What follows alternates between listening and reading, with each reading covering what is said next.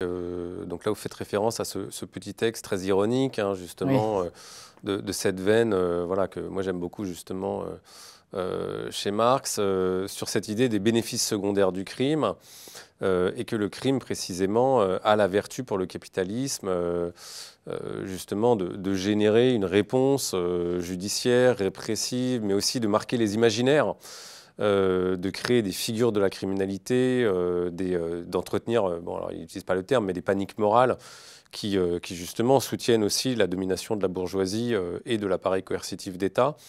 Là, c'est exactement ça, c'est-à-dire qu'on assiste, ce qui est très troublant avec le cas de Karachi, c'est qu'à la fois les désordres que j'évoquais tout à l'heure, justement entretenus par les partis politiques, les milices djihadistes, les groupes criminels, mais aussi la réponse institutionnelle étatique à ces désordres, notamment les lois antiterroristes, les forces de sécurité et les pouvoirs accrus accordés à ces forces de sécurité pour rétablir l'ordre, vont également servir la domination patronale et constituer les effets d'aubaine Mm. pour le durcissement de l'appareil sécuritaire patronal.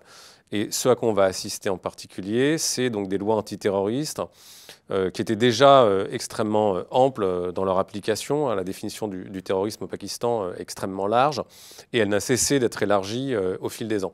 Bon, là encore, hein, le Pakistan n'est que le cas paroxystique d'une tendance plus générale à laquelle on assiste malheureusement en France aussi aujourd'hui. Précisément, voilà, les effets de gigogne des législations antiterroristes. Je crois que c'est malheureusement Oui. loin d'être une spécificité pakistanaise.